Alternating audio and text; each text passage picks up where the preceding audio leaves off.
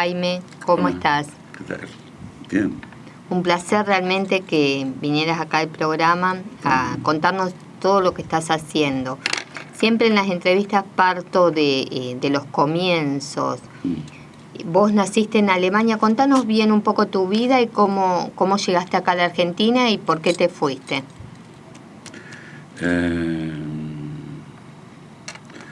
Bueno, llegamos a Argentina la diáspora de posguerra, ¿no? Después de la Segunda Guerra Mundial, que la gente se dispersó por todo el mundo, ¿no? Había hambre en Europa y la gente tenía miedo de que hubiera otra guerra, ¿no? Hice parte de la primaria en Buenos Aires, la mitad de la primaria, secundaria, la universidad, y empecé mi formación como psicoanalista y trabajé 7 años como psicoanalista en Buenos Aires. ¿Por qué no fuimos? Porque yo me fui con un grupo, ¿no? Con el grupo Cero. Fuimos porque en España se había muerto Franco y no había psicoanalistas, así como no había dentistas. Entonces hubo un aluvión de dentistas y de psicoanalistas. ¿Y el grupo Cero, quiénes lo conformaban? Gente de Buenos Aires, psicoanalistas, médicos, psicólogos, gente que trabajaba en la salud en general. Y allá... Pero poesía y psicoanálisis son las dos disciplinas que lo sostienen.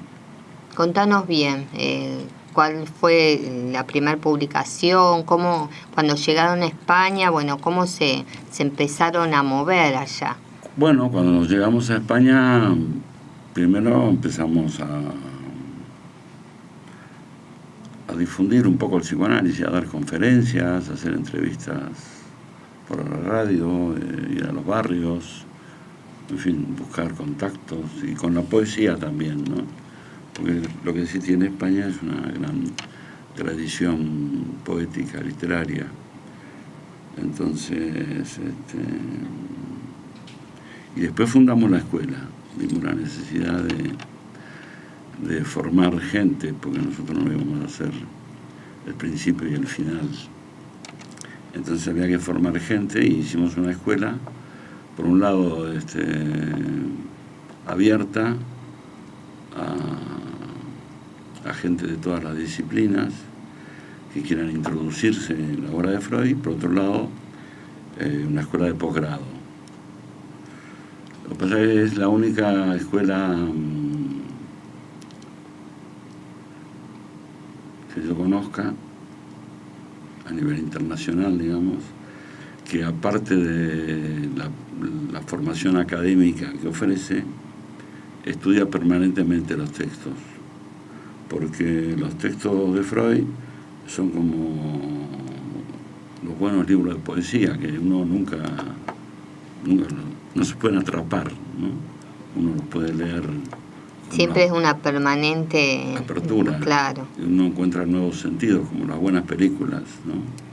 Hay películas que uno dice, no, esta ya la vi. Y hay otras que las veo, cada vez que las dan, las veo, ¿no?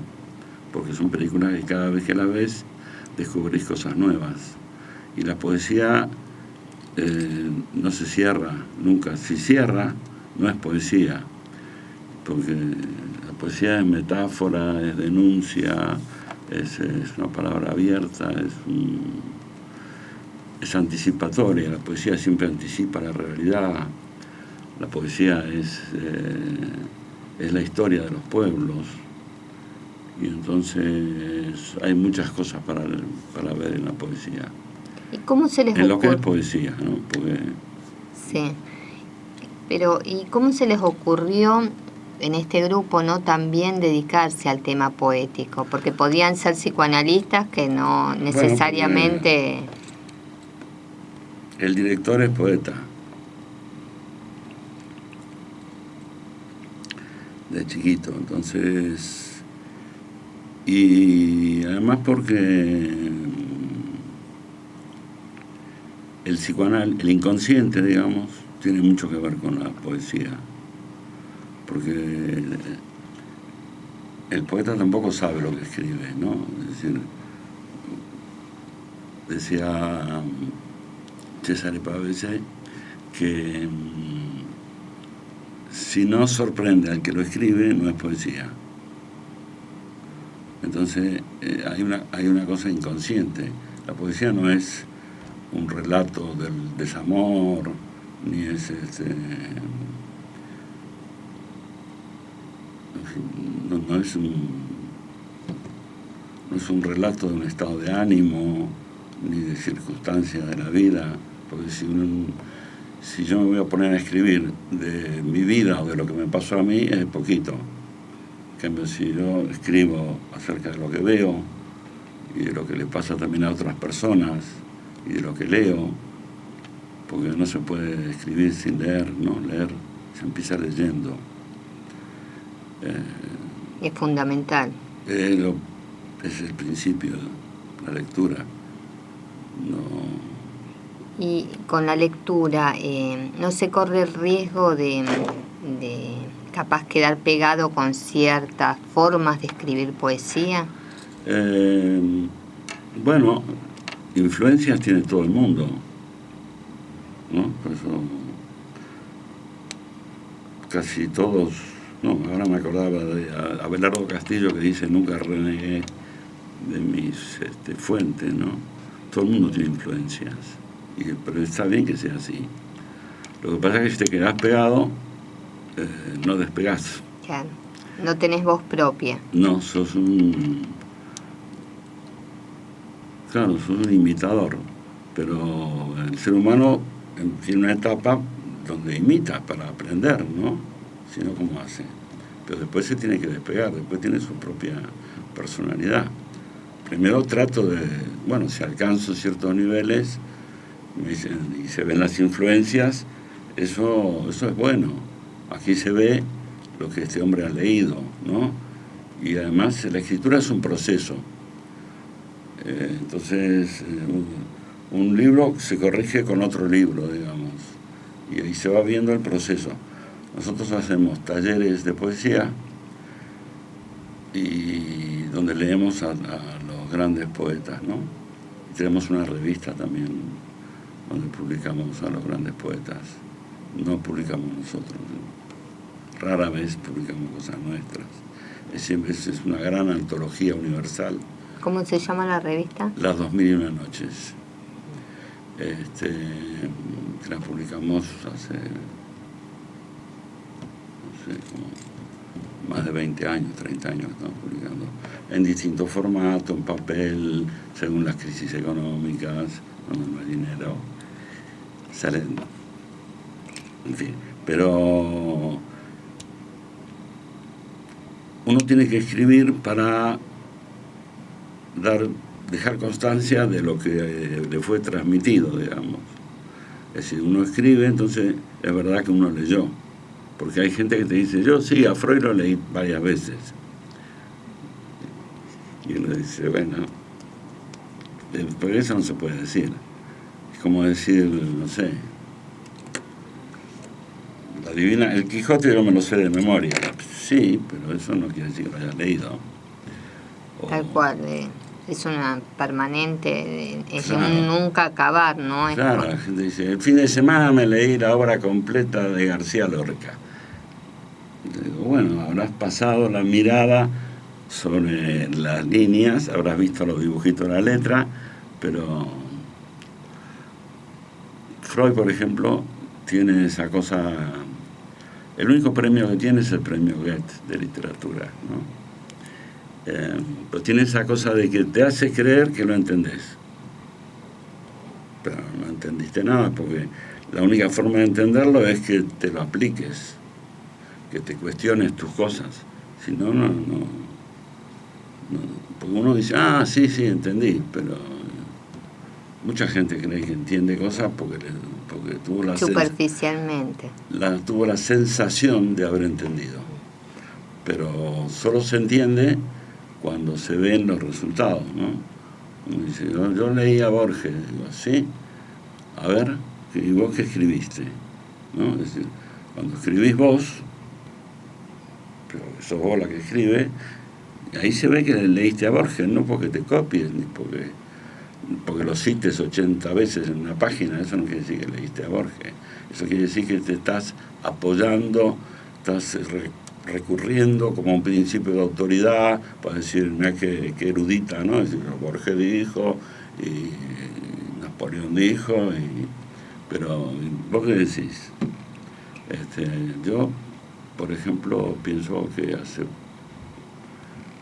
pienso yo, ¿no?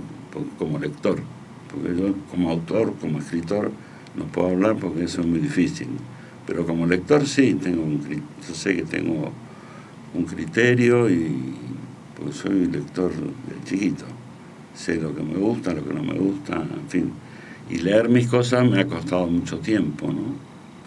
Entonces, recién ahora empiezo a ver que no es que sea original, sino que lo que escribo es lo que yo entendí, o es lo que yo entiendo, que son las cosas, que soy yo el que las dice.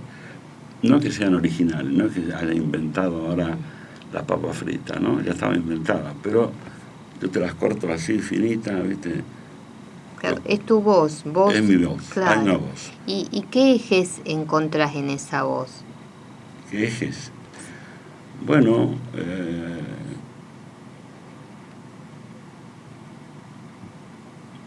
así en general todavía no sé. Pero, por ejemplo, el último libro, Abrázate Fuerte, lo que me gusta es que cuando la gente se lo lee,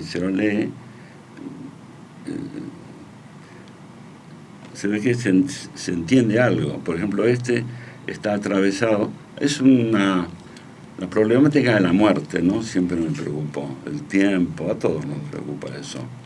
Pero no algo escatológico, ni algo dramático, sino es como una condición de la humanidad, ¿no? Lo que decía Freud, que decía que la flor es bella porque va a durar poco, ¿no?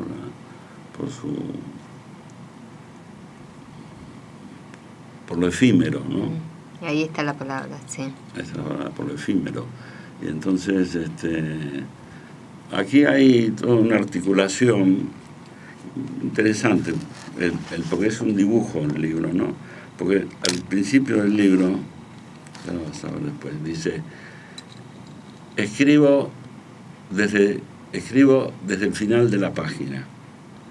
Y uno dice, ¿qué querrá decir, no? Pero después el libro termina, dice, ha comenzado el libro. ¿Nos lees unos poemas del libro? Como una banda de Moebius. Después tiene un aspecto social, un aspecto íntimo,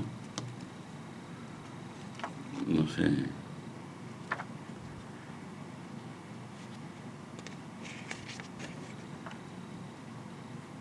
Por ejemplo, ¿no? Se llama Nubes Tóxicas, porque Madrid tiene un hongo de contaminación. Cuando vas llegando a la ciudad, ves el sombrero que tiene. Terrible. Bueno, dice, superando cimas solitarias, mis pulmones al nombrarte se sumergen en nubes tóxicas de Madrid. El huracán empuja, bate mis muros costillares a punto de caer en el paraíso, inalcanzable y arrasado por cometas que pasan cada varios siglos en la última calle. El lápiz con que escribo no se intimida ante misterios de tal ralea, entregado a últimos aires susurrantes al pie del talón del viento, recorro múltiples laberintos donde sueños de gloria se parten como bagatelas. No llueve en los valles, ni en mi espíritu se desatan púrpuras precarias, hirvientes círculos que a veces aturden ráfagas ligeras. Es mi ayuno, Llevo dentro continentes, remotas auroras alejadas de mis tímpanos.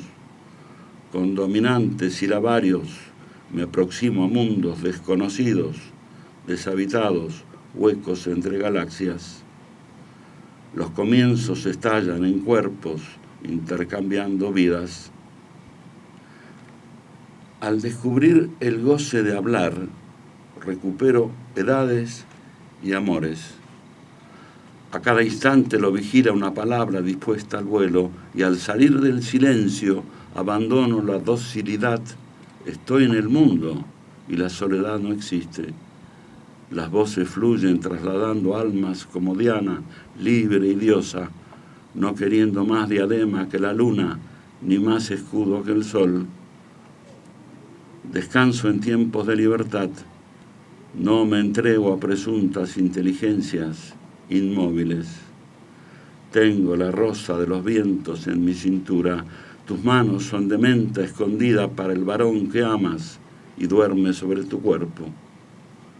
Para el hombre que hay en ti, eres por excelencia sutil, pero no te vendes ni te alquilas a nadie. A veces te desangras y te amo, como se aman los que bajan del vergel mediterráneo o de brumosas, lejanas islas. Amor mío, fragante y hermosa, naces siempre otra vez y deshojas, una por una, mis fatigas. Después de aquellos encuentros, aprendí a esperarte, como ella a mí, sin prisa. Muy bueno. ¿Y tenés otro poema? Sí. Pero uno más corto, ¿no? O así. Como pues, quieras. Bueno, por ejemplo, este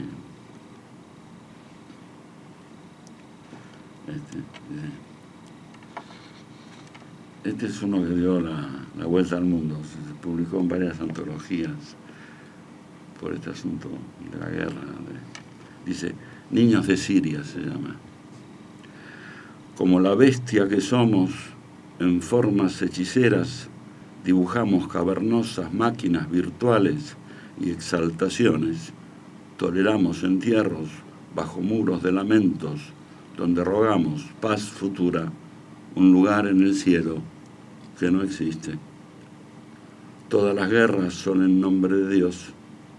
Masas humanas, ebrias de odio como animales acorralados, rugen y se arrastran en disputas ancestrales, muestran imágenes caídas del hombre sobre explanadas de cuerpo, encontrando el aliento final en la aventura que se aleja una vez destrozado el enemigo del ciego rostro del oro negro.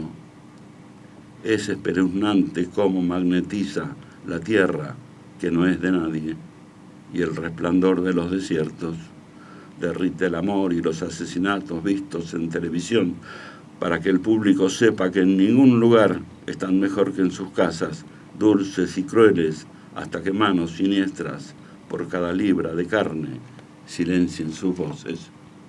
Después la sangre corre, el mundo se pone a deliberar, pero ya es tarde. Los fabricantes de armas se disponen inmediatamente a defender a sus clientes, son contrarios a cualquier ataque o represalia. Después de la matanza, las cámaras están preparadas para la demostración que habrá de exponerse en la próxima feria de armas. Los periodistas extranjeros hacen largas filas para ver cadáveres de niños, en general a los primeros, porque el resto es rutina. A todo el público se acostumbra mientras come. Los planes siguen su curso a la espera de firmar transferencias, dando el visto bueno. El mercado es soberano. El aire sangriento en el vuelo de cráneos destrozados sufre latigazos de visiones de infiernos junto a rastros de huesos agujereados. La muerte se vistió de gala con novedades en materia de destrucción, sean ladrillos o carne humana. Lo importante son los gestos favorables al negocio, porque dar salida a la mercancía en depósito de otras guerras es prioritario. murieron niños sin saber ni encontrar respuestas. ¿Por qué, madre, nos matan? La verdad es, te paraliza Sí. escucharte, cuánta verdad, ¿no? Son cosas... Cuánta verdad, es terrible. Volviendo al comienzo de la entrevista, sí. te dije de hablar de tus principios, ¿no? Contame cómo llegó la poesía a vos, cómo empezaste a escribir, ¿no? También, porque uno capaz puede leer, le puede gustar, pero no necesariamente escribir. Yo empecé a escribir como todo el mundo, en un cuadernito chiquitito. ¿Cuántos años tenías? Sí. 14, 13, 14. ¿Poema o narrativa? Bueno, las dos cosas. A veces quería contar cosas, pero como todo el mundo, ¿no? Escribiendo cosillas que una libreta chiquitita. Pero eso yo no lo cuento. Después publiqué un librito de versos en la universidad.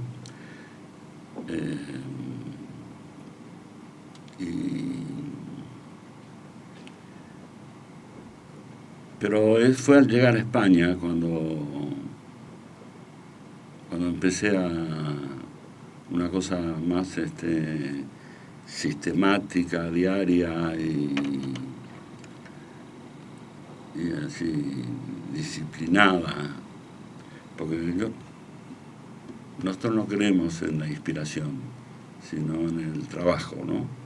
Y entonces esto hay que trabajar. Y esto es como todo. Si lo dejas de hacer, como el sexo, como el amor, si el sexo lo dejas de practicar, dejas de pensar, dejas de amar, se pudre. Por un ejemplo práctico, ¿no? Pero el poema, vos me decís que no tiene en cuenta la inspiración, sino el trabajo. Sí. Contanos vos, por ejemplo, para escribir los poemas, vos te ponés determinados temas, ¿cómo surge? Bueno, no, en general, de que leí recién de los niños de Siria, sí, porque me lo pidieron, porque iban a publicar un libro que eran 100 poetas por Siria, y, o si no, en el taller nos dan un título que después puede no ser el definitivo. Pero si no, en general, el título sale al final. Yo me pongo a escribir y escribo todo lo que sale. Después lo guardo, después lo trabajo, después lo corrijo, pero en función del poema. ¿Y esa corrección es excesiva? ¿La corrección? ¿Es excesiva? No, porque no puede ser excesiva. Porque ¿Por qué? Porque si no se termina nunca. Pero la poesía no puede...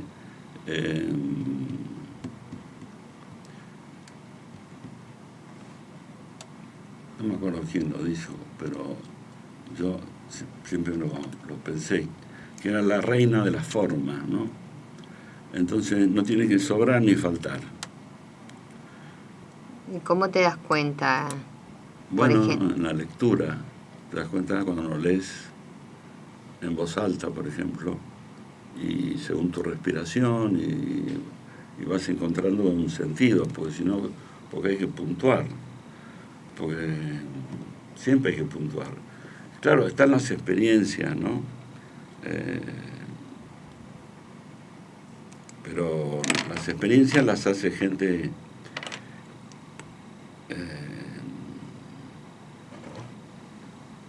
grande, las experiencias, digo, por ejemplo, Joyce, el Ulises, que recién me atreví a leerlo el año pasado, porque siempre lo intenté, pero nunca lo conseguí. Entonces esta vez lo conseguí. Tiene una página o dos, que no tiene ni un punto ni una coma. Claro, lo tenés que puntuar vos tenés que encontrarle el sentido. Porque después el resto del libro tiene muchas formas de escritura, además. Pero en general, él respeta las puntuaciones. ¿Y qué sentiste después de haberlo leído? ¿El Ulises? Sí. Y si uno puede transformar, en vez de envidia, tener admiración, uno puede aprender. ¿No? Y uno acepta que el otro es el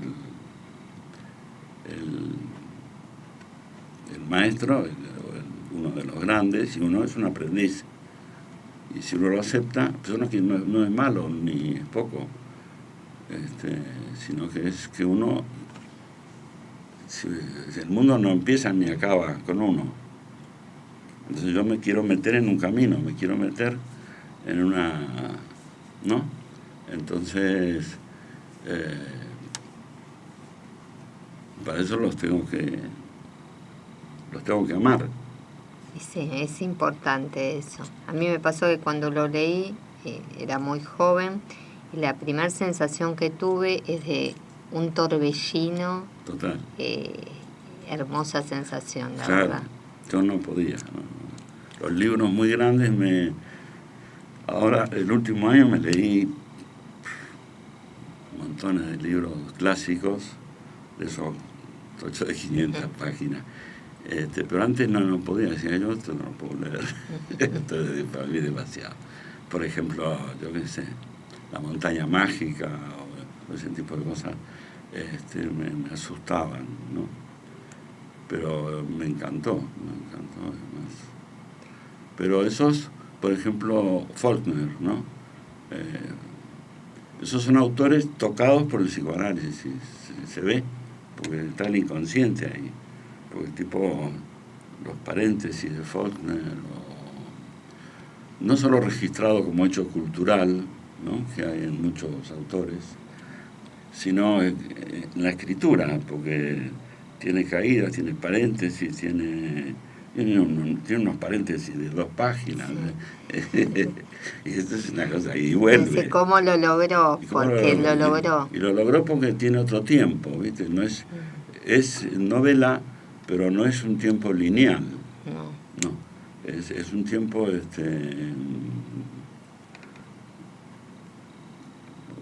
tipo. Porque en el primer libro no lo traje, es el tipo Vicente. Háblanos de tus libros. Sí, bueno, son un proceso. Yo pienso que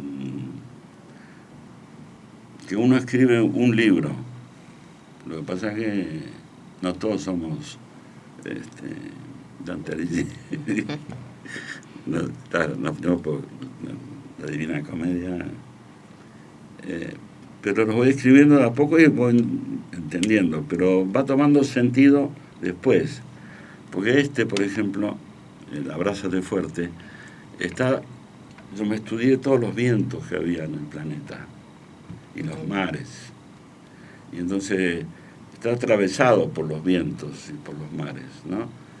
Entonces cada vez que el tipo habla, por eso el libro dice, el libro ha comenzado, termina así, aquí. Cuando llegamos aquí, este punto no es un punto, es una banda de Moebius, ¿viste? No empieza ni termina, o un libro de arena, pero eso es muy pretencioso, pero como imagen, ¿no?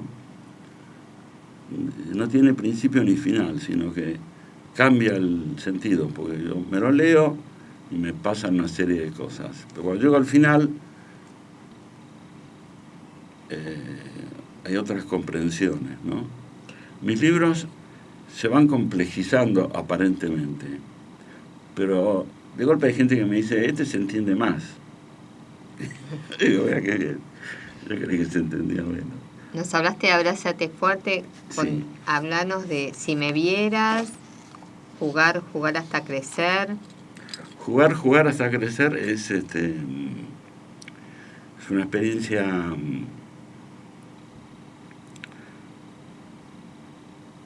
yo empiezo a publicar unos artículos en Nueva York, pero sueltos. Y entonces él me dice, ¿no te atreverías a tener una columna permanente? Y entonces le digo, ¿puede ser un tema? Sí, me dice, mejor. Y entonces, ¿y con qué frecuencia? Le digo yo. Me dice, y la que tú, semanal, me dice él. Yo sentí como un desafío, semanal, eso es muy difícil, nunca lo hice. Y bueno, y me pareció una oportunidad interesante porque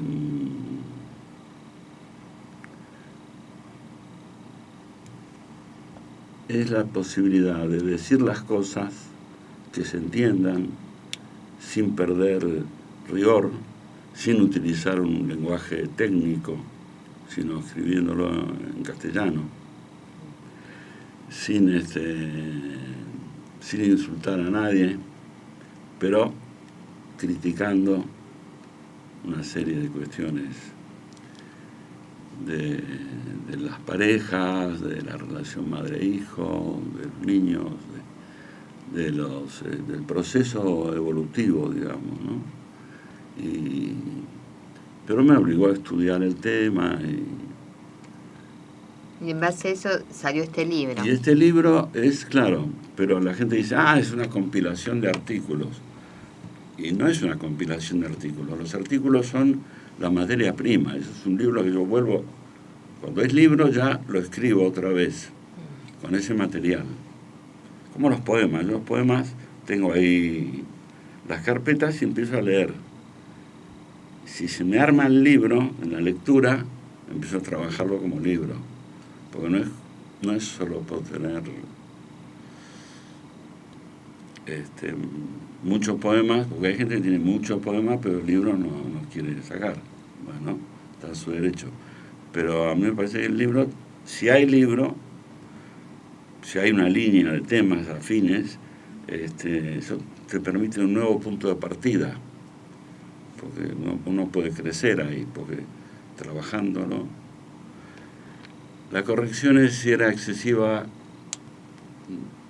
No, hay que decir, bueno, de momento es esto, para mí. Claro, después le puedo encontrar, pero la intención, digamos, no es que sea perfecto el libro, sino de que puedas transmitir. Claro, con que haya 4 o 5 poemas o 10, en 40 o en 50, que realmente estén bien, está cumplido. Y después la cosa es que el libro se tiene que sostener solo, porque él viaja por el mundo solo. Yo no puedo ir. Y ante el lector, ¿no? Sí. ¿Qué sentís vos? Hay alguien que ves que agarra tu libro, ¿no? Le empieza a leer. ¿Vos qué sentís frente a eso? ¿Vos qué esperás? Tengo una curiosidad infinita. Me interesa muchísimo porque aunque el libro no habla de lo que pasa ahora, o sí, siempre anticipa la realidad, siempre es lo que va a pasar.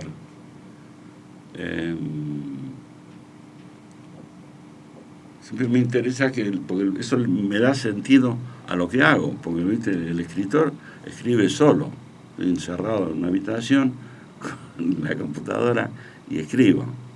Y yo no sé si estoy mal de la cabeza, o qué estoy haciendo. Entonces, publicar es una manera de tener un principio de realidad, un criterio. Y cuando la gente lo lee y te dice cosas, yo se lo agradezco siempre, porque no tiene que... no es que el otro vea lo que yo quiero decir. La cuestión es que el libro le diga algo a él o a ella, ¿no? Que le diga algo es genérico, porque yo eso de compañeros y compañeras No me parece. Me parece ya ahí que estoy haciendo una división. Para mí somos seres humanos, somos personas, somos compañeros. No importa que uno sea mujer y entonces sea hombre. Es genérico, ¿no? Cuando uno dice el hombre, no está hablando del hombre masculino. Porque existe el hombre masculino y el hombre femenino, ¿no? Eso sí. Pero todos somos hombres, somos humanos. Y esa diferencia, eso es lo que somos, ¿no? Y ya culminando la entrevista, contanos bien la poesía en vos, en tu vida. Sí. ¿Qué representa? En mi vida representa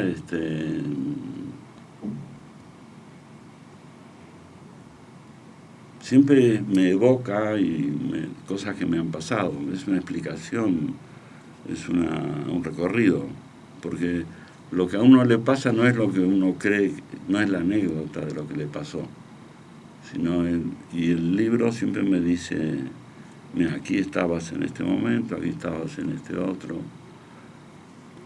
Porque este dice, por ejemplo, hablo y escribo y esa es mi humanidad, ¿no? Como que hablar y escribir es lo que te hace,